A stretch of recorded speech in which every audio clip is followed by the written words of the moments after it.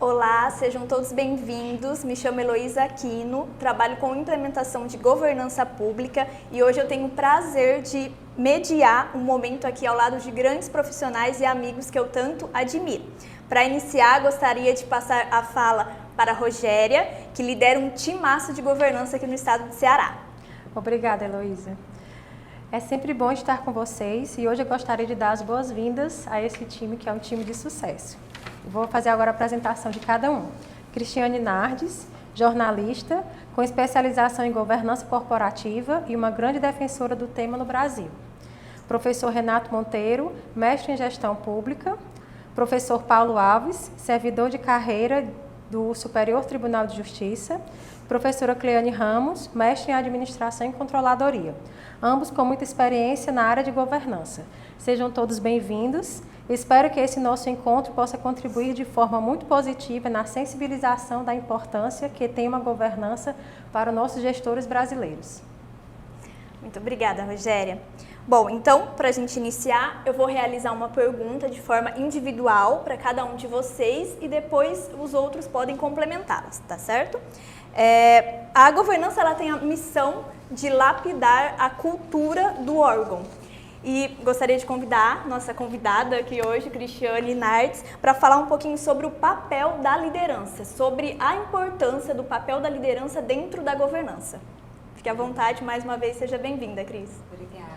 Obrigada pelo convite, aos colegas, que também eu tenho um prazer imenso estar hoje aqui debatendo com vocês sobre um tema que eu também adoro, amo, que eu tenho trabalhado e carregado a bandeira aí da importância da governança pública no nosso país. Bom, tudo começou através da governança corporativa, né? A governança pública, ela é oriunda da governança corporativa. E através das boas práticas que a governança corporativa trouxe para o nosso mercado competitivo, de grandes empresas, grandes organizações, surgiu a governança pública como um instrumento, uma ferramenta de transformação da administração pública. Então, hoje a governança pública, ela conseguiu ganhar capilaridade, conseguiu ganhar respeito no Brasil através do decreto 9203 de 2017, obrigada, professor, que foi o decreto, de fato, que começou o nosso marco zero aí da governança. E nesse decreto de governança pública, hoje já temos uma lei também tramitando no Congresso, vai ser aprovada essa governança, é um caminho sem volta, então os nossos líderes precisam estar atentos, antenados à questão da governança pública, porque ela vai fazer a diferença. A gente vai precisar implementar a governança pública em todos os municípios brasileiros. É um caminho sem volta. E aí, nesse nosso decreto, está previsto 3 mecanismos: liderança, estratégia e controle. E aí que a gente entra com a liderança, que é de fato um pilar assim fundamental, porque não se faz governança pública sem a liderança. E a liderança são quem? São os nossos prefeitos, são os nossos gestores públicos, os nossos secretários, aqueles que tocam o dia a dia da rotina da prefeitura, do nosso município ou do nosso órgão. E esse líder, ele tem um grande desafio pela frente, que é a questão da mudança cultural. Porque quando a gente fala de governança pública, é um assunto novo, pessoal, no Brasil. A gente trabalha com governança corporativa, que é mais difundida, mas a governança pública ainda, colegas como nós aqui estamos, são pouquíssimos que têm conhecimento efetivo na prática de como implementar. E esse prefeito, esse líder público, ele vai ter um grande desafio na mão, porque ele vai ter que implementar. E como é que ele vai fazer isso? Sem vencer a barreira cultural. Porque a barreira cultural, ao meu ver, vai ser a mais complicada. Porque ele vai ter que sensibilizar os servidores da sua prefeitura, ele vai ter que convencer os servidores da prefeitura de que a tese da governança pública, ela vai, de fato, transformar aquele órgão público. Então, não é só a razão, é a emoção. A gente precisa trabalhar com o coração, da cabeça para o coração, de sensibilizar aquele servidor de que aquele assunto é importante e ele vai transformar a prefeitura. E a gente sabe da dificuldade que é uma prefeitura hoje. A estrutura organizacional, a estrutura técnica, a infraestrutura do próprio estado, ela é muito sensível. Então, esse prefeito, ele vai ter que ainda sensibilizar o gestor dele, a equipe dele, motivar e fazer com que, da razão para o coração, a gente consiga convencer aquelas pessoas da equipe de que o caminho da governança é o melhor caminho. E, às vezes, numa crise, num problema que a gente tem diário, numa prefeitura, que a gente sabe que a gente tem, às vezes, recursos limitados, ele vai ter que trabalhar com esse processo de sensibilização. Então, a cultura, ela vem com esse desafio. Como é que eu faço para mudar esse mindset que hoje a gente tem? Porque hoje, trabalhar com governança pública é um novo mindset, é você fazer diferente, é você pensar fora da caixa. E o prefeito, ele tem que se antecipar, já pensando, opa, eu já vou ficar antenado nesse assunto e já vou trazer essa realidade para dentro do meu município. Então, basicamente, eu entendo que o papel da liderança desse prefeito vai ser fundamental em disseminar tudo isso. E é claro que o apoio da alta administração, ele é fundamental. O prefeito, ele tem que convencer esse pessoal e fazer com que o tom do topo, que a gente chama, que é o tone of the top, ele chegue até a base. Ou seja, do estratégico, que é o prefeito, ele passe pelo tático e chegue no operacional. Então, esse prefeito, que com certeza é uma pessoa que batalhou muito para estar naquela cadeira, ele vai ter que usar o poder dele de comunicação, de convencimento, de lábia, e isso eu sei que ele tem, para convencer os gestores de vestirem aquela camiseta. Então, basicamente, eu entendo dessa forma, que o papel da liderança, ele é estratégico e ele vai ter que atingir toda a estrutura organizacional dessa prefeitura. Perfeito, Cristiane. Alguém tem alguma colocação em relação ao papel da liderança? A fala da doutora Cristiane, ela é brilhante, porque quando você pensa em projetos de implementação da governança, e ela falou muito do tone of the top, o tom do topo, e a gente entende que a implementação da governança é um típico processo top-down, né? Ele precisa vir de cima. Usando a linguagem futebolística, o prefeito, o secretário, ele precisa vestir a camisa. Porque senão aquele que está ali no nível operacional, ele não vai conseguir fazer com que a governança se torne uma realidade. Então, eu costumo falar que o mecanismo liderança, ele envolve o ativo mais valioso das nossas organizações. Que ativo é esse? Chave do sucesso, né, professor? Chave do sucesso, que é dar valor, dar os instrumentos para as pessoas. As pessoas são o ativo mais importante das organizações, sejam elas privadas ou, como nós estamos conversando aqui, as organizações públicas. Certo. Professor Renato Monteiro, identificado então o papel da liderança, como que você visualiza a tomada de decisão pela alta administração? Primeiro, parabéns, professora, pela fala. É muito bom sempre ouvir alguém falar com a propriedade nessa magnitude. Paulo também sempre muito preciso. Qual a importância dessa tomada de decisão? O prefeito, ele tem que ter um motivo para tomar essa decisão. A governança por si só é um tema bonito, né? É um tema relevante. Mas tem que ter um motivo ensejador para que o prefeito desencadeie ações e gaste uma energia para efetivá-la. E o grande motivo ensejador é que o prefeito, ou ele esclarecido na área de governança, ou não esclarecido na área de governança, o grande objetivo dele é fazer uma entrega para a população. E o nosso papel enquanto difundidores ali da ideia de governança é fazê-los entender que a governança é um instrumento pelo qual ele pode fazer essa entrega, né? A entrega tão desejada por quem se candidata a prefeito é realmente a entrega do serviço à população. E se sensibilizarmos que a entrega ela vai ser muito mais fácil se utilizar da ferramenta da governança e ele use ali a força da liderança dele para implementar isso, a gente tem aí o motivo de implementar a governança, né? Eu entendo, em curtas palavras, que esse é um grande motivo. O prefeito precisa fazer as entregas dele ao grande cliente, que é a população. Alguém tem alguma colocação em relação? Queria fazer um adendo à fala do professor Renato, né? Que a tomada de decisão a partir de mecanismos de governança traz segurança para esse gestor, né? Imagine só, ocupar essa cadeira, como a professora Cristiane colocou, é bem difícil, né? Tem o peso realmente da caneta e da cadeira. E o peso de toda uma entrega para a população. E como tomar decisões precisas, assertivas? Se você não tiver instrumentos de governança, muitas vezes você vai ter que tomar decisões no feeling, né? Ou a partir de informações equivocadas que podem trazer grandes prejuízos para a população. Quando nós temos uma boa base a partir de uma liderança, de mecanismos de governança, com processos robustos, com informações tempestivas, esse gestor vai conseguir tomar decisões bem mais coerentes, direcionadas e assertivas para essa população.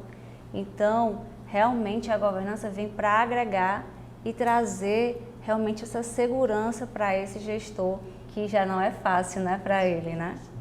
E linkando o citado decreto 9203, com a brilhante fala também da doutora Cleandre, do doutor Renato, uma das diretrizes da governança pública é a tomada de decisão baseada em evidências, né?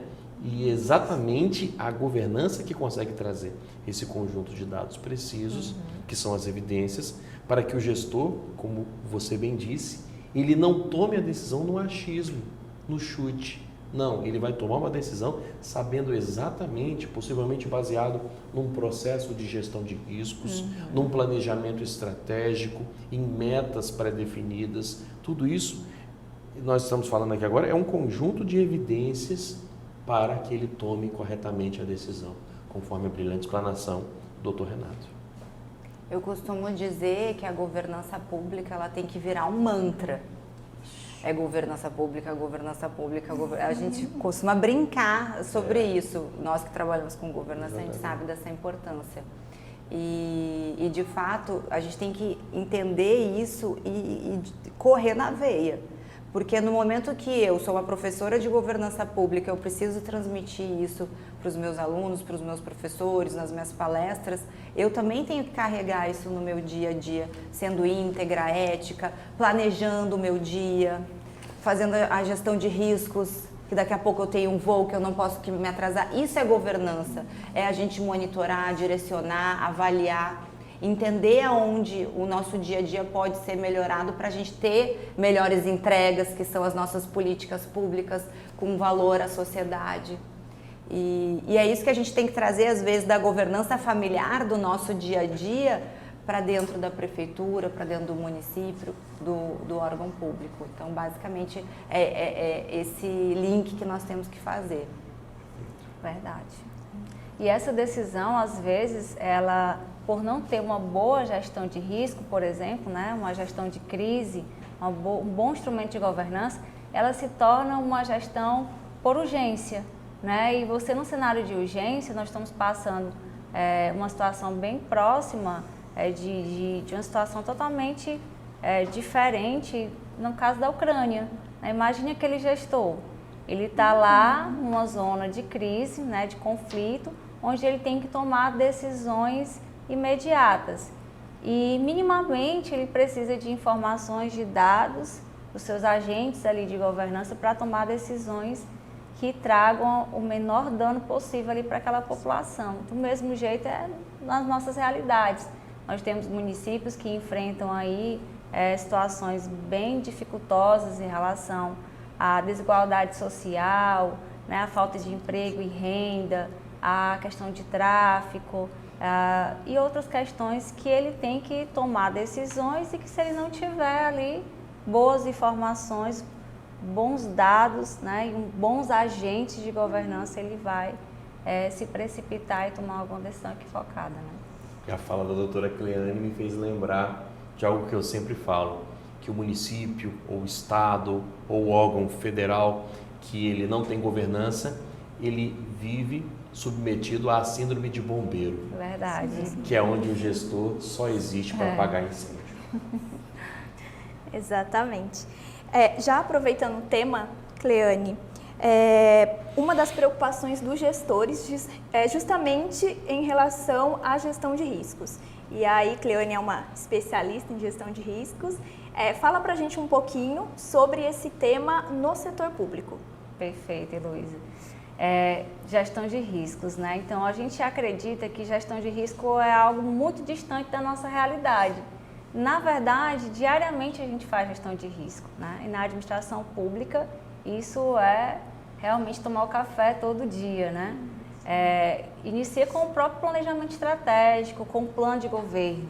Quando o gestor público, ele pensa no seu plano de governo, né, ele está ali se comprometendo com a população. Quando ele é eleito por essa população, inicia-se aí uma gestão de risco. Trabalhar com esses planos, né, com essas metas, de tal forma que tenha a possibilidade, né, a efetividade de entregar esse plano materializado para a população. E aí vem o grande risco estratégico, que é a da não entrega, né, de não entregar essa proposta, esses compromissos de campanha. E essa gestão de risco, ela tem que ser devidamente estruturada, cascateada, desdobrada por essa liderança. E aí vem a escolha dos líderes, vem realmente constituir essa base, engajar esse líder para mitigar esse risco da não entrega.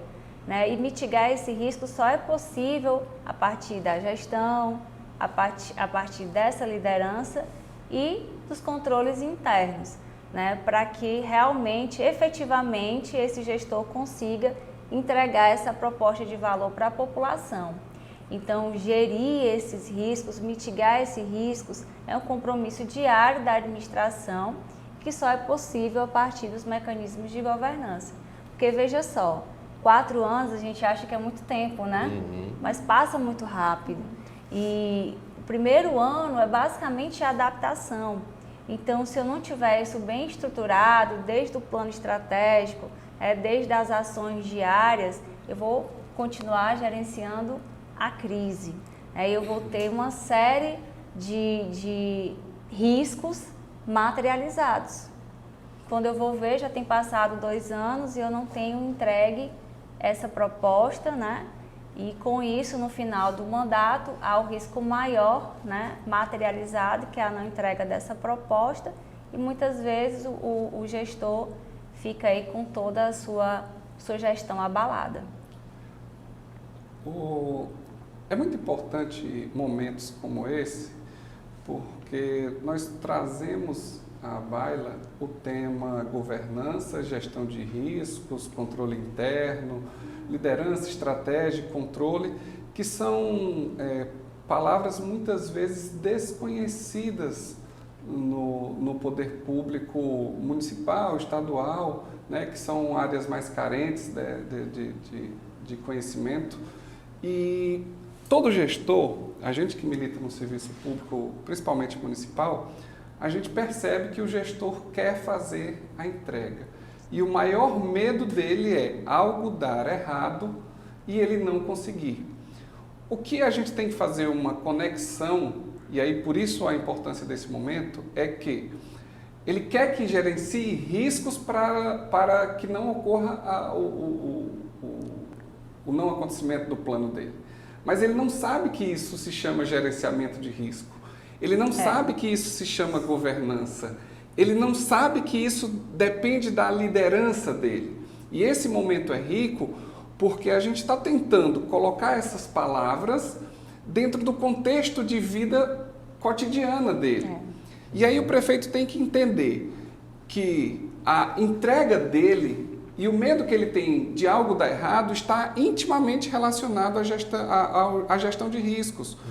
O que o gestor quer tem que ser nominado, e o que o gestor quer é gerenciar o risco para que ele consiga fazer as entregas. E isso gestor público, isso se chama governança. Isso é alcançado, o resultado é alcançado através da governança. E é importante que a gente faça essa conexão.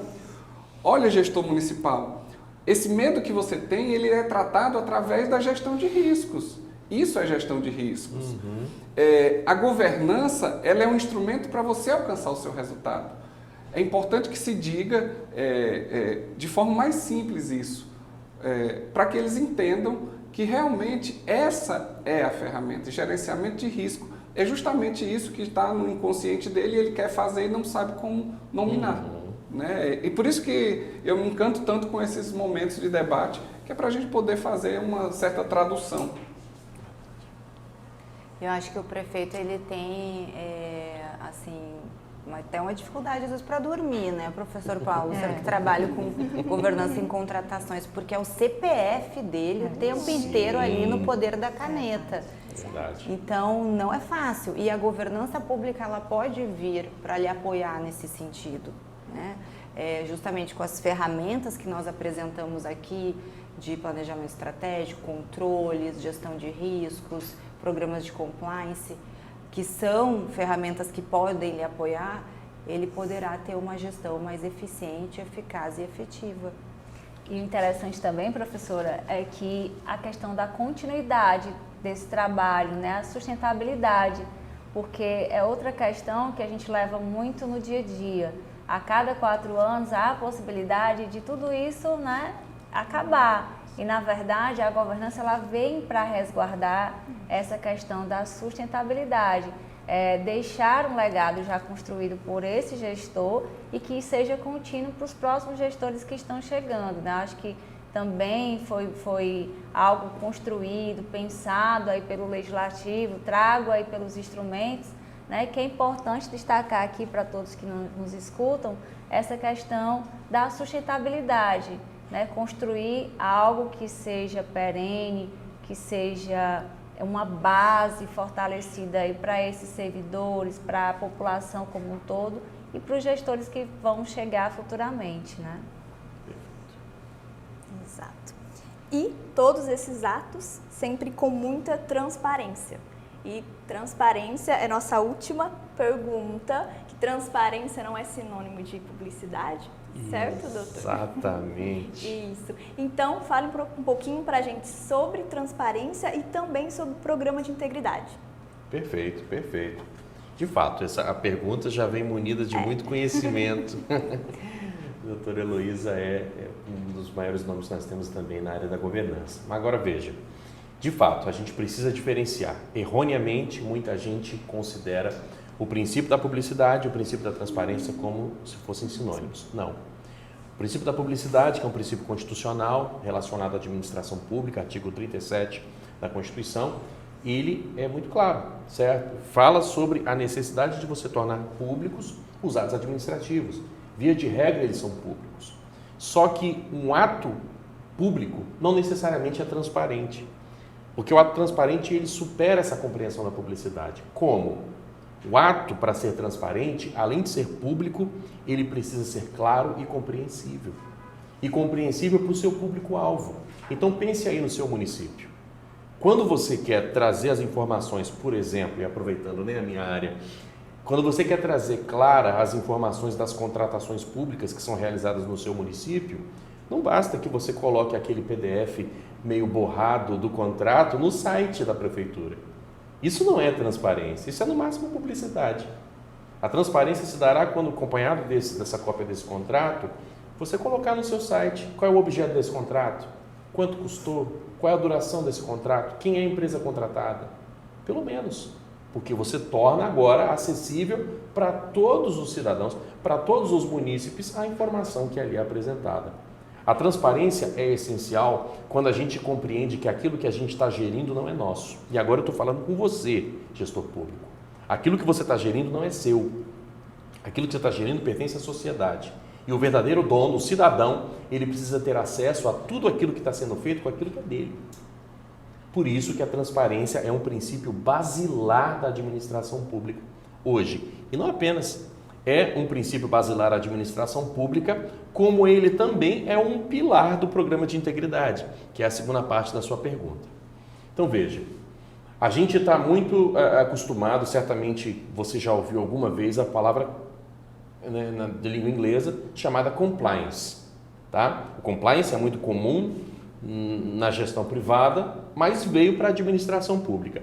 E quando ele veio para a administração pública, ele veio como um sinônimo de integridade, certo? E é por isso que hoje se fala tanto na implementação dos programas de integridade na administração pública. E o motivo é simples. O cidadão, como verdadeiro dono da coisa pública, ele não espera nada menos do que integridade por parte do gestor. E é por isso que o programa de integridade ele se torna essencial. Nós precisamos recuperar a confiança do cidadão na administração pública, nas instituições. E isso virá por meio da implementação dos programas de integridade. E uma porta de entrada, por sinal, doutora Rogéria, tem sido a nova lei de licitações. Porque a nova lei de licitações, ela traz o programa de integridade como elemento básico para que se gere, se promova, nas palavras do artigo 11, parágrafo único, um ambiente negocial íntegro e confiável. Só que a nova lei de licitações, e essa é uma compreensão comum de todos nós, não foi uma lei perfeita. Tanto é que já hoje nós temos um projeto de lei para alterá-la e complementá-la, trazendo... Nós já tínhamos o programa de integridade apontado na direção do mercado fornecedor, mas agora nós temos um projeto de lei que traz a obrigatoriedade de implementação do programa de integridade para os órgãos e entidades da administração. E isso fará toda a diferença. Porque veja só que situação, no mínimo esdrúxula, que a gente ia estar presente. Da gente cobrar do mercado fornecedor a presença do programa de integridade, mas nós, enquanto administração pública, nós não teríamos o programa de integridade. E nós temos agora correndo o projeto de lei 2689 de 2021, que vai introduzir o parágrafo 1º-A ao artigo 69, tornando obrigatória a implementação do programa de integridade.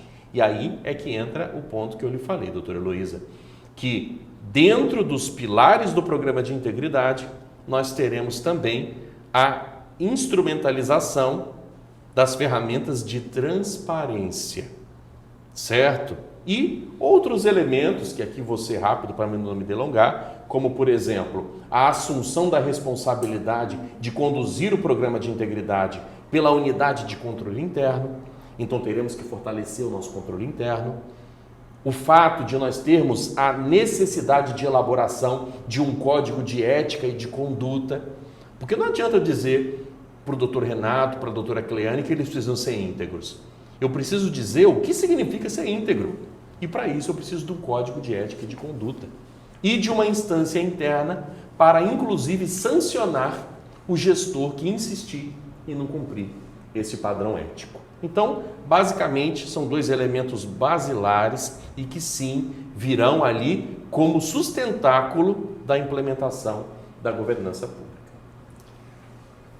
Eu queria fazer uma conexão entre o tema transparência.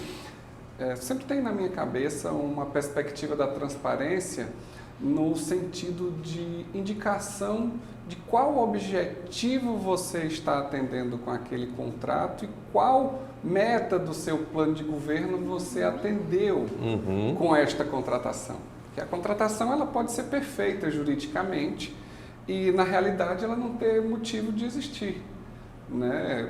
Tendo em vista um plano estratégico. E aí eu quero... esse comentário é para eu fazer um retrocesso e voltarmos ali no início do tema. Quando a gente fala governança, nós falamos de gestão de riscos, falamos da estratégia, liderança e controle, mas é importante que a gente também fale da ferramenta do momento planejamento estratégico. Porque você cria um plano de governo, registra em cartório para você concorrer. Você se elege e você pretende realizar aquele plano, só porque você não instrumentaliza isso. Você não tem um momento inicial de planejamento estratégico para saber o que você quer, você já tem uma indicação.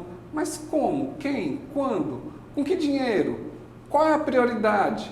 Né? E esse momento inicial de planejamento estratégico, e aí eu não estou falando planejamento estratégico naquele sentido de uma reunião, um almoço, para em nível ultra chefia decidir o que eu quero fazer nesse mandato?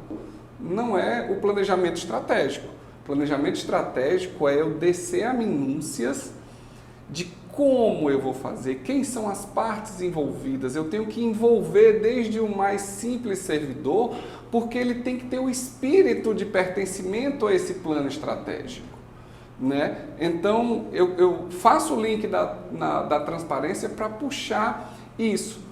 E a transparência, ela vai dar visibilidade que o gestor público, ele prometeu, planejou, caminhou e entregou, né? Então, é nessa perspectiva. E aí, doutora Cleane pode até me apoiar na fala, naturalmente, né, porque Renato? ela é mais profissional, tem mais termos técnicos. Mas isso é o sentir que eu tenho de 4 anos de governo, às vezes de sucesso ou desastroso. E isso parte sempre da presença ou da ausência do planejamento estratégico inicial.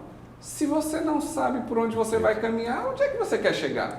Você não vai chegar a lugar nenhum e você está sedimentando a cultura do imediatismo e da emergência. Porque você não sabe para onde você está indo. E é bem verdade, porque a transparência, nesse caso, vai vir naturalmente. A partir da execução, eu vou só publicizar, né, adequadamente, por meio transparente, tudo que foi construído, pensado no início até o fim da gestão. E é interessante, Renato, você ir fechando, né, com o começo de tudo, porque eu trago para o elemento planejamento o engajamento da liderança, que eu fiz o convite inicialmente desses gestores que vão estar ali junto com esse líder maior, porque sozinho ele não vai conseguir.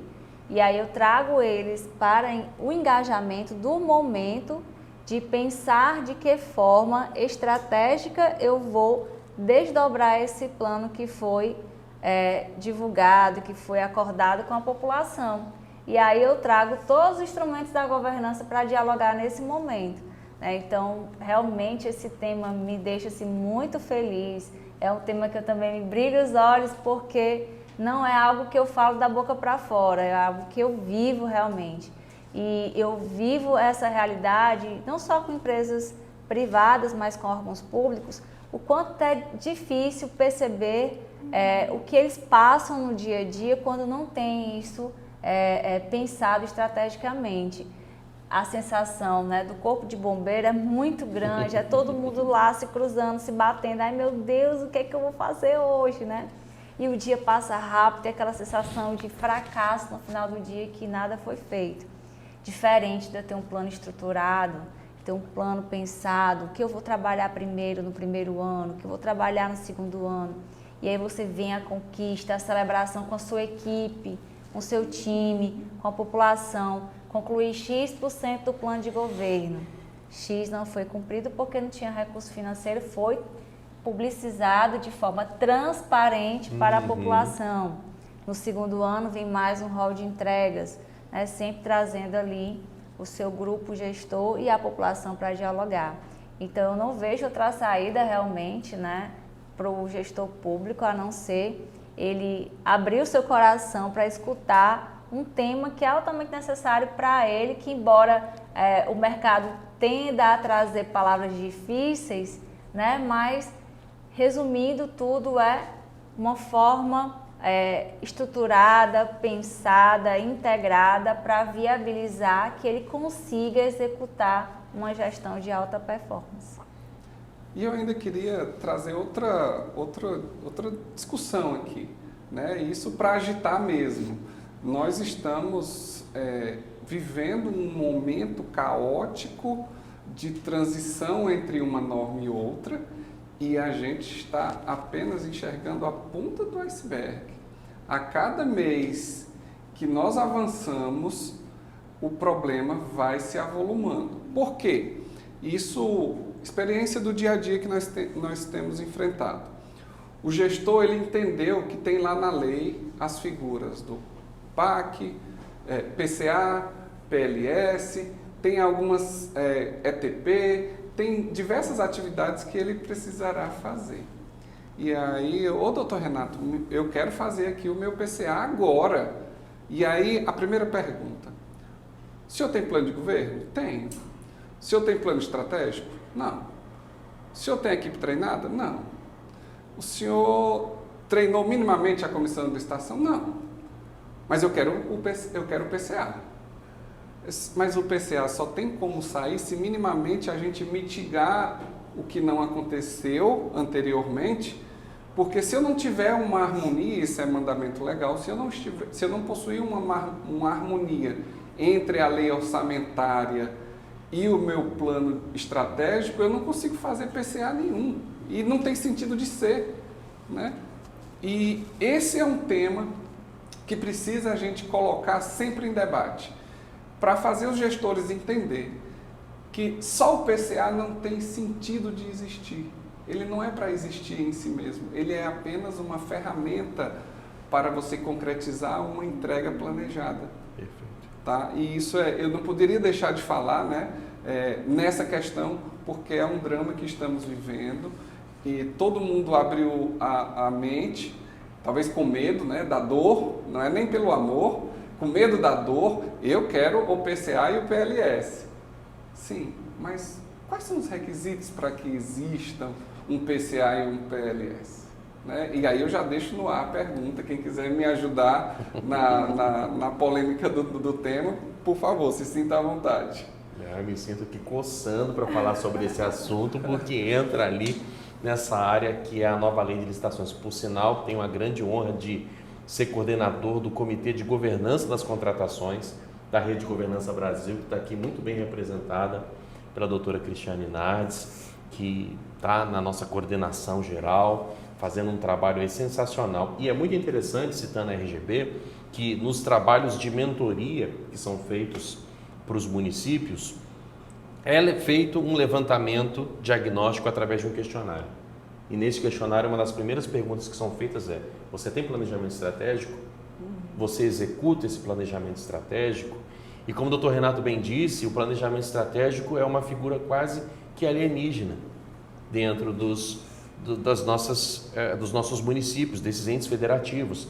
E eu gosto muito de lembrar do artigo 11, parágrafo único da nova lei de licitações, porque lá se diz que a alta administração ela é responsável pela governança das contratações e deve, dando caráter de ato vinculado, de obrigação, implementar processos e estruturas, inclusive de gestão de riscos e controles. Só que aí a norma vem e continua dizendo o seguinte: com qual intuito?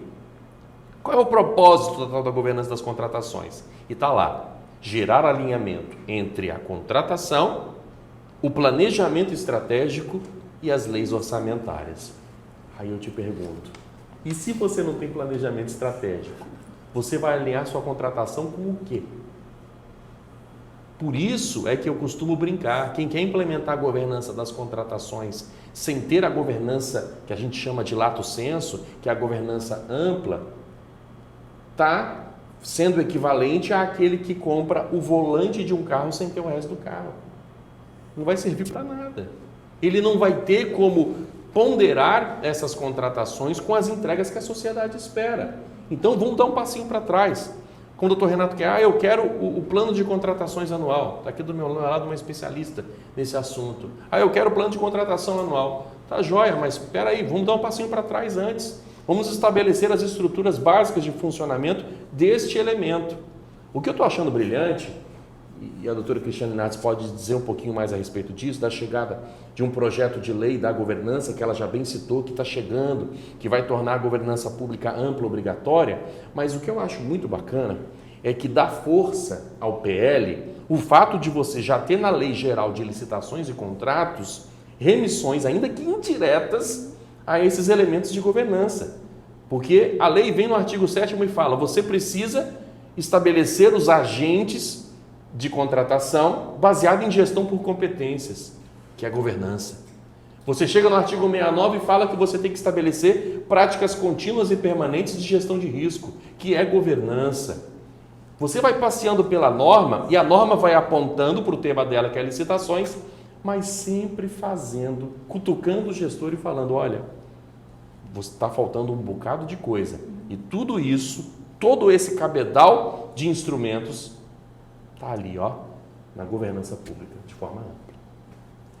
E às vezes a gente recebe alguns prefeitos, quando a gente começa a apresentar as ferramentas, os mecanismos de governança, e alguns falam, mas isso eu já faço.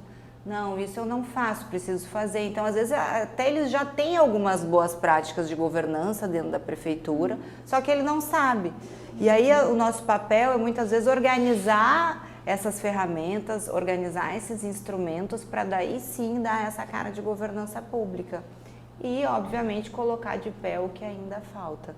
E, de fato, o PL da governança, ele vem, pessoal, para nivelar. A governança, ela vai vir e ela vai ser tanto na esfera federal, estadual, como municipal. Então, os municípios, principalmente, que a gente sabe que tem a maior dificuldade, que alguns municípios são carentes, precisam começar a se preparar, capacitar, treinar, ir atrás de cartilhas, ferramentas, manuais. O TCU, você pode fazer download gratuito de todos esses referenciais e começarem a preparar. É papel do líder, de novo, a liderança, educar e treinar e capacitar a sua equipe para que ela esteja preparada e engajada novamente para receber a governança pública que vai transformar o nosso país. E a gente tem essa esperança, né, professor? Eu acho que todos os amigos aqui, colegas, também entendem dessa forma, que a governança pública, ela vai de fato transformar o nosso país. Mais alguém? Alguma colocação em relação? Bom, gente, sem sombra de dúvida, a governança vem para agregar de fato aos gestores brasileiros.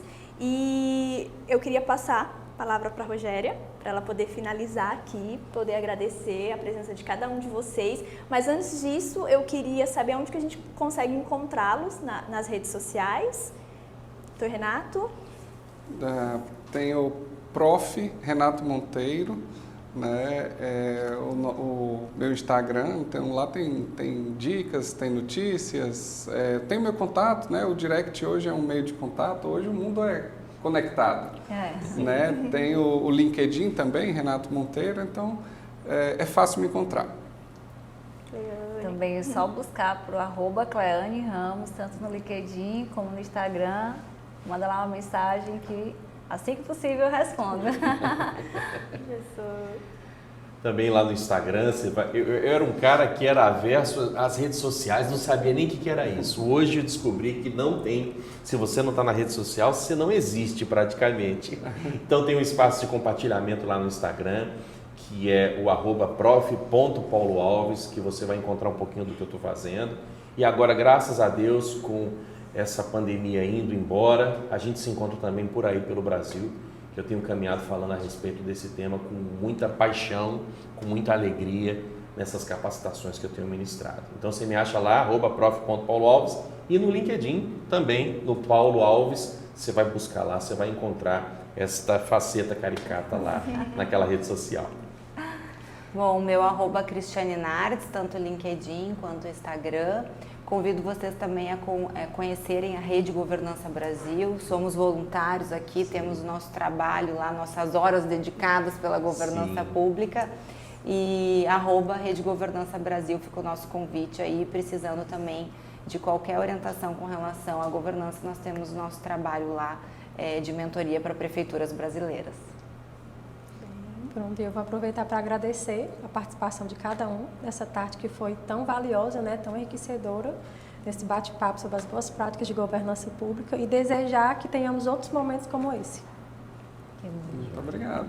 Só tenho a agradecer pelo convite, né? Realmente um momento único estar ao lado de nomes tão relevantes, figuras importantes aí na governança pública.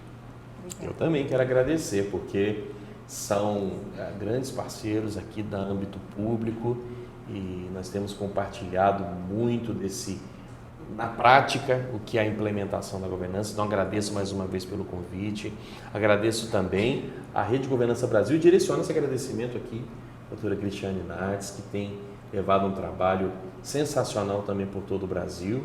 Então, só gratidão por esse momento aqui tão especial e de falar sobre esse assunto que nós somos apaixonados.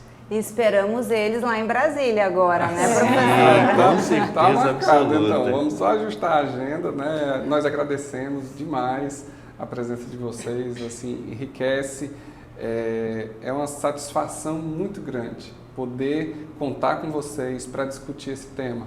Mais cedo nos bastidores nós conversamos de como é difícil essa batalha, né?